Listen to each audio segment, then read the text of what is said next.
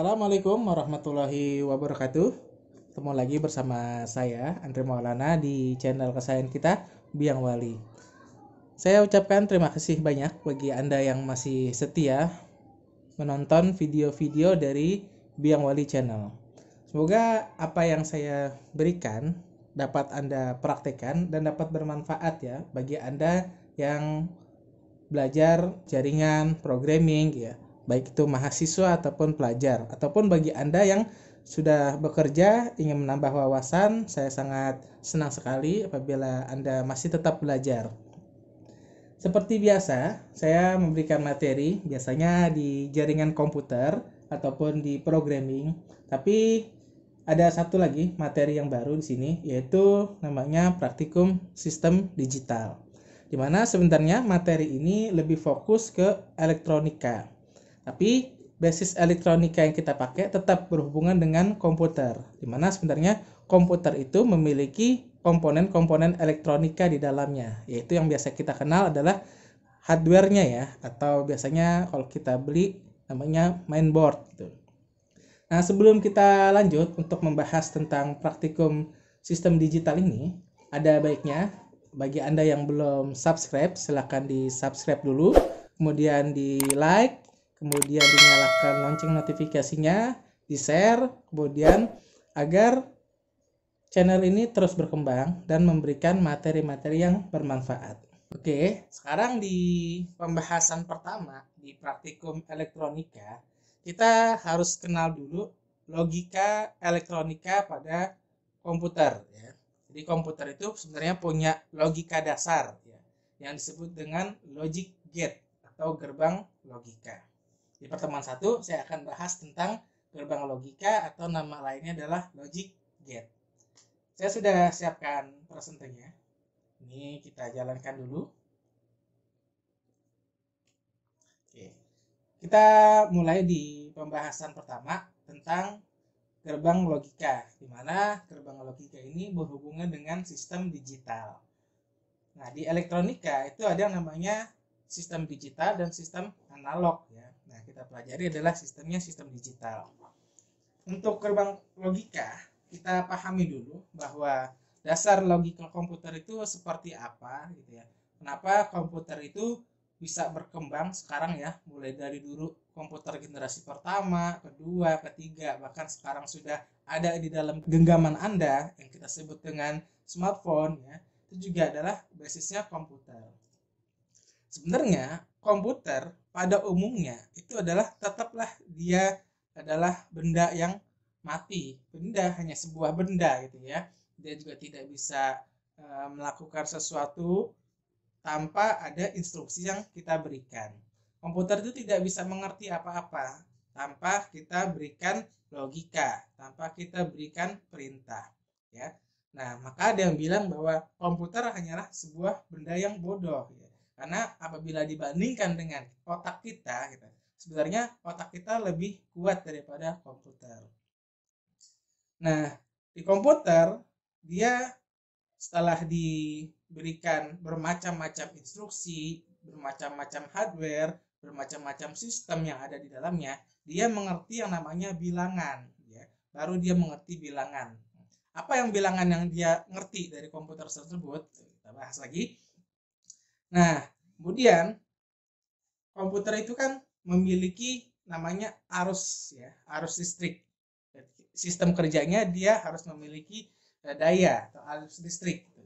Nah, komputer atau sistem elektronik ya, dia hanya mengerti namanya arus listrik tinggi atau rendah.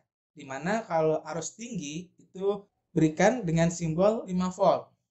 Nah, sedangkan arus rendah kita berikan dengan simbol 0 volt ya. Jadi komputer hanya mengertinya 5 volt, 0 volt ya. Arus rendah, arus tinggi. Nah, dari pengertian arus rendah dan arus tinggi, maka komputer itu dimanipulasi dengan sedemikian rupa sehingga dia memiliki arti, dia mengenal yang mana voltase tinggi, yang mana voltase rendah setelah dia diolah dan dimodifikasi, dimanipulasi dengan berbagai macam, ya, entah dengan suatu perangkat elektronika atau sistem komputernya atau hardware-nya dan lain sebagainya. Maka apabila kita berbicara tentang elektronika, voltase tinggi biasanya ditulis dengan biner 1, sedangkan voltase rendah ditulis dengan biner 0. Nah, jadi intinya komputer yang tadi tidak mengerti apa-apa, kemudian dia diberikan arus listrik, ya, gelombang tinggi dan rendah, kemudian dimanipulasi sehingga dia mengerti arti 0 dan 1 yang disebut dengan bilangan biner. Jadi komputer hanya tahu bilangan biner 0 dan 1. Nah, bagaimana komputer tersebut bisa mengenali bilangan biner? Yaitu dengan memanipulasi arus listrik tinggi dan rendah. Seperti itu kesimpulannya. Nah, sekarang kita masuk ke gerbang logika. Nah, karena tadi komputer sudah mengetahui nilai 1 ya untuk tinggi dan nilai 0 untuk voltase rendah, maka disebutlah gerbang logika ini merupakan blok dasar yang digunakan untuk membentuk rangkaian elektronika digital. Jadi komputer itu dulu dia memiliki chip, ya, di dalamnya terdapat instruksi-instruksi yang bernilai 01, 01, 01 itu. Sebagai contoh, misalnya sampai sekarang kita memakai yang namanya IP address, di mana IP address kan 192.168 misalnya 10.1, di mana 192 itu komputer tidak mengenal yang namanya bilangan digit desimal, tapi dia mengenalnya adalah biner. Maka 192 itu nanti akan dikonversi ke biner 01, 01, 01, 01 seperti itu. Nah, di dalam gerbang logika ini adalah logika dasar dari bentuk inputan nilai dari 1 dan 0. Di mana nanti dia akan menghasilkan sebuah keluaran. Inputnya boleh banyak, ya, lebih dari 1. Misalnya inputan pertama bernilai 1 atau voltase tinggi, kemudian inputan kedua bernilai 0. Maka nanti dia akan mengeluarkan hasil, apakah nanti hasilnya 1 atau 0 atau lain sebagainya, seperti itu. Nah, berbicara tentang gerbang logika, ini ada yang namanya gerbang logika dasar, ya. Dasar pembentukan logika dasar itu adalah yang namanya AND, ada yang namanya OR, ada juga namanya NOT. Nah, nanti dari gerbang logika dasar ini akan dikembangkan menjadi rangkaian logika kombinasi. Ada NAND, ya, NOT AND, atau juga ada NOR atau NOT OR, ada XNOR yaitu exclusive NOT OR, ada juga yang namanya XOR atau exclusive OR. Nah, nanti masukkan dan keluaran, ya, nanti akan kita jabarkan dengan yang namanya tabel kebenaran. Jadi nanti kalau misalnya inputan pertama apa, inputan kedua apa, hasilnya apa, nanti akan kita masukkan dan bisa kita lihat di dalam sebuah tabel yang dinamakan dengan tabel kebenaran. Nah, untuk memudahkan Anda belajar gerbang logika, ya, Anda butuh software, ya, namanya software simulasi. Nah, yang saya pakai di pertemuan ini adalah silahkan Anda install namanya software Proteus. Nah, software Proteus ini adalah fungsinya yang pertama Anda bisa membuat skematik dari sebuah rangkaian elektronika, kemudian juga Anda bisa membuat jalur PCB di sini, ya.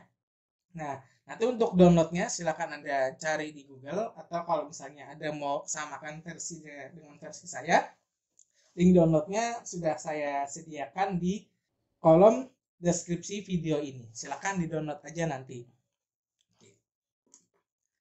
Nah, nanti untuk contohnya adalah seperti ini. Nah, ini adalah software Proteusnya.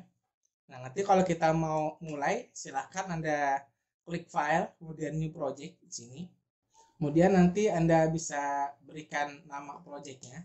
Misalnya kasih nama Logic Gate, ya. Nanti Anda tentukan penyimpanannya di folder apa, dan pilih new project, pilih next saja. Nah, untuk bagian ini pilih create a schematic. Ya. Pilih yang default. Kemudian kita next.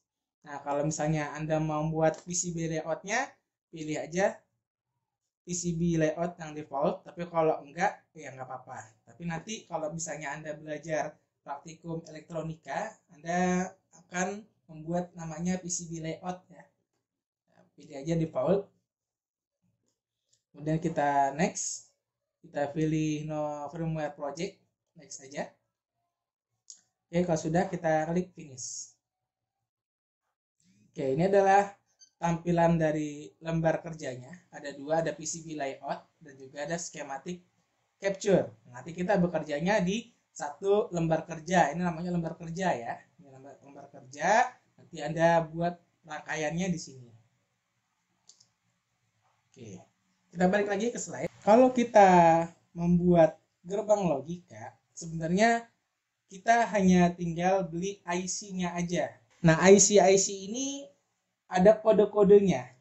IC ini bentuknya seperti ini. Ya.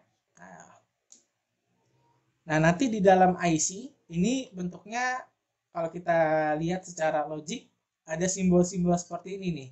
Ya, ada misalnya IC ini memiliki 14 kaki, di mana kaki pertama dan kaki kedua ini sebagai inputan, ya, input nilainya, logiknya tadi saya bilang kan kalau gerbang logika dia memiliki beberapa input, satu output. Nah, nanti inputnya kalau di IC misalnya kaki pertama menjadi input A1, B2, B1 juga menjadi input kedua. Maka nanti di kaki ketiga ini menjadi keluarannya, outputnya.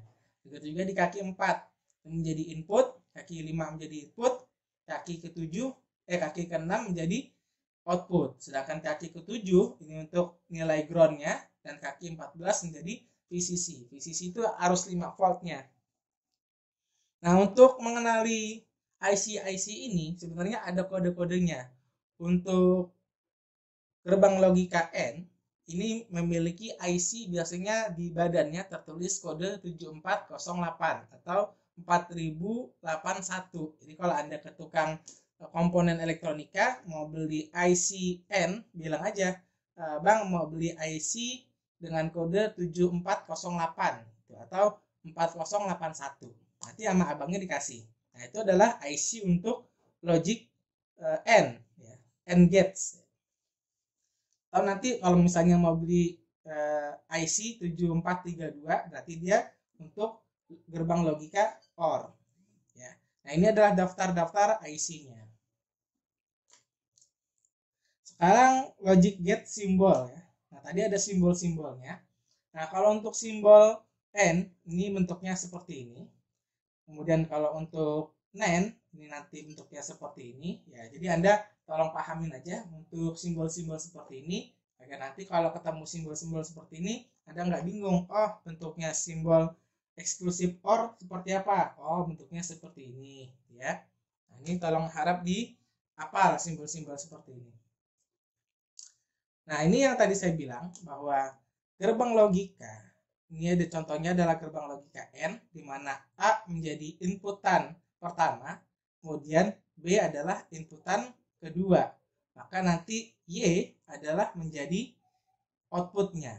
Nah, sekarang tabel kebenarannya adalah A.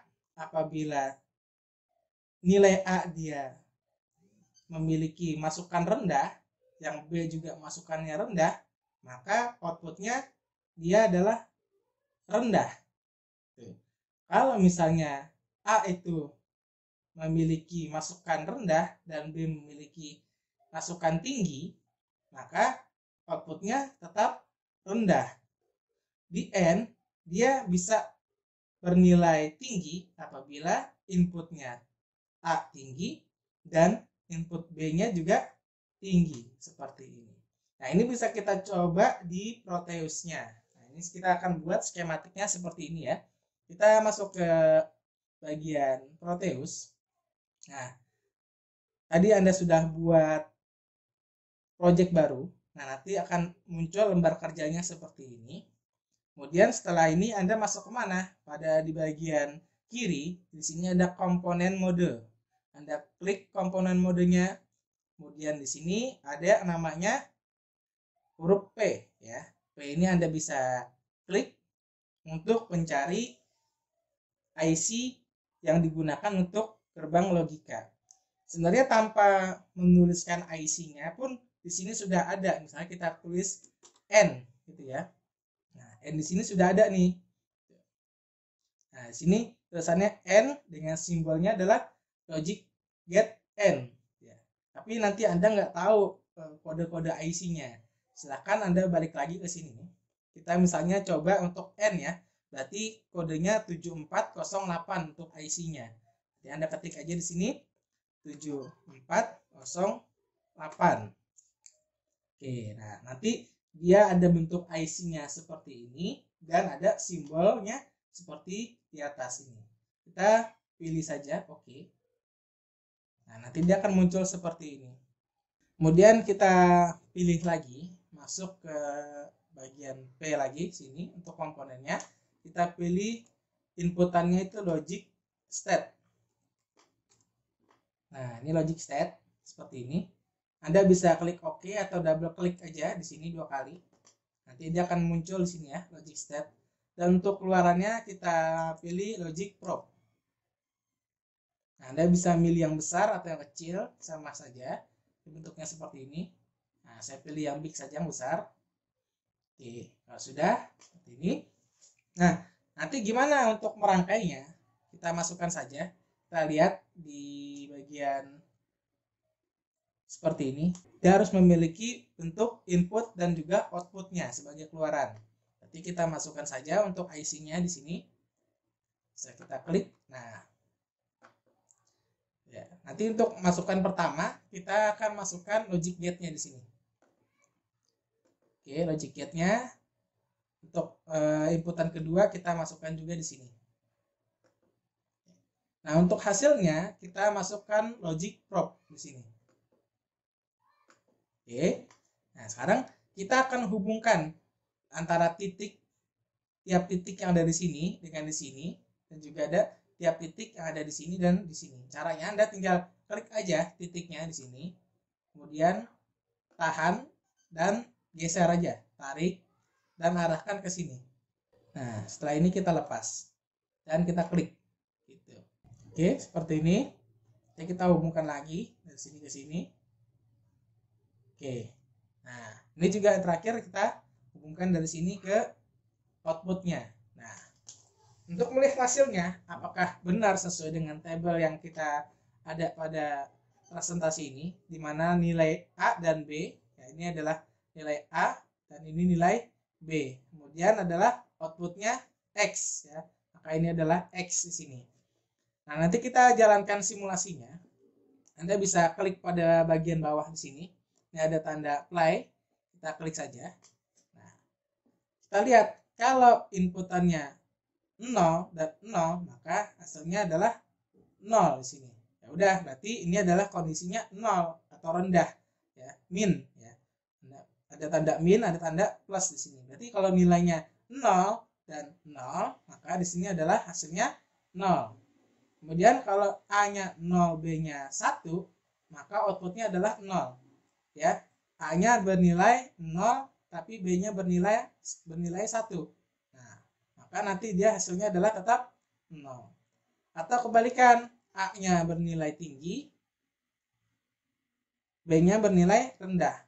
Maka hasilnya adalah rendah. Nah, kalau kita coba inputnya A bernilai tinggi, B bernilai tinggi, maka nanti outputnya adalah tinggi. Oke, jadi nilai 1 di sini outputnya bernilai 1. Itulah gerbang logika untuk N. Oke, bisa dipahami ya. Nah, sekarang kita masuk ke slide berikutnya. Sekarang ada gerbang logika OR ya. Dimana OR ini apabila kita lihat di tabel kebenarannya, apabila salah satu inputnya bernilai tinggi atau high gitu ya, maka nanti outputnya adalah high. Nah, kalau kita lihat tadi IC-nya, nah kalau kita lihat di sini IC-nya untuk OR kita pakai 7432 atau 4071. Saya kita contohkan, kita cari lagi di sini. Kita masuk ke sini 4071 misalnya. Nah, di sini ada terangannya adalah OR get ya. Kita klik saja, oke. Nah, kita coba lagi di sini untuk gerbang logika OR-nya. Oke, sebelumnya kita matikan dulu ya, ini masih jalan. Oke, kita masukkan IC-nya 4071. Nah, kita masukkan lagi untuk logic gate-nya.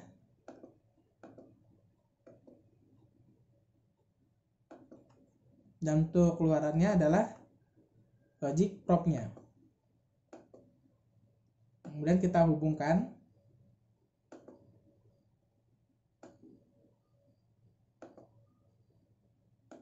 Kita lihat lagi di tabel kebenarannya. Apabila salah satu inputnya bernilai high atau tinggi atau 1, maka outputnya bernilai high juga. Oke, kita coba. Misalnya di input pertama kita kasih nilai high, maka status outputnya adalah high. Atau apabila yang input keduanya kita kasih high, maka nanti outputnya juga high seperti ini. Apabila dua-duanya high, maka statusnya adalah high seperti ini. Oke, ini untuk contoh gerbang logika OR. Ini yang pertama N, yang kedua OR. Sekarang yang terakhir adalah gerbang NOT. Nah, kode logic gate-nya berapa? Saya pakai 7404. Baik, kita cari di sini. 7404. Oke. Nah, di sini ada, kita pilih saja. Double klik. Nah, oke. Kita masukkan untuk logic node-nya. Dimana logic node ini dia hanya memiliki satu input dan satu output. Maka kita hanya butuh logic gate-nya satu aja. Kemudian untuk logic probe-nya kita masukkan 1. Kita hubungkan seperti ini. Nah, sekarang kita jalankan simulasinya. Kita lihat dulu tabel kebenarannya. Dimana kalau node ini apabila inputnya bernilai 0, maka outputnya bernilai 1. Apabila inputnya bernilai 1, maka outputnya bernilai 0. Artinya kebalikannya aja. Nah, kita bisa lihat di sini. Dia inputnya adalah 0 ya, atau rendah. Maka otomatis dia keluarannya adalah 1. Apabila kita hidupkan, nah maka nilainya malah kebalikan bernilai 0. Seperti itu. Oke, inilah gerbang logika. Nah, ini nanti tugasnya tolong Anda teruskan. Tadi kan ada 7 gate ya. Masih ada NAND, NOR, XOR, dan XNOR. Silahkan Anda cari IC-IC ini pada Proteus, nanti buat simulasinya. Nah, nanti tugasnya apa? Tugasnya adalah silakan Anda buat lagi untuk N, OR, NOT, NAND, NOR, XOR, dan XNOR dengan menggunakan software simulasi. Anda boleh pakai Proteus, atau Pak ada lagi nggak selain simulasi? Ada, misalnya Electronic Workbench atau EWB gitu ya, atau misalnya ada Liveware gitu ya. Nah, nanti Anda tinggal pilih aja. Nanti Anda catat tabel kebenarannya di kertas folio. Untuk N tabel kebenarannya gimana, OR, NOT tadi saya sudah contohkan. Nah, tinggal Anda buat NAND, NOR, XOR, dan XNOR. Jadi buat 7 tabel kebenarannya. Nanti tolong setelah Anda buat di laptop Anda menggunakan Proteus dan hasilnya Anda buat di kertas folio, nanti foto ya, foto desainnya dan juga foto tabel kebenarannya. Nanti silakan upload fotonya tersebut di link yang sudah saya sediakan di deskripsi video ini. Ya, nanti tinggal Anda klik aja linknya, nanti tinggal Anda upload tuh foto-fotonya ya, foto-foto Anda belajarnya. Itu. Oke. Saya rasa itu saja pertemuan hari ini. Ya, nanti kita sambung lagi minggu depan. Semoga kita masih dalam keadaan sehat dan terus diberikan semangat untuk belajar. Apabila ada pertanyaan-pertanyaan, silahkan isi saja di kolom komentar atau Anda bisa langsung tanya saya di grup pembelajaran. Itu saja materi yang bisa saya sampaikan. Saya akhiri. Assalamualaikum warahmatullahi wabarakatuh.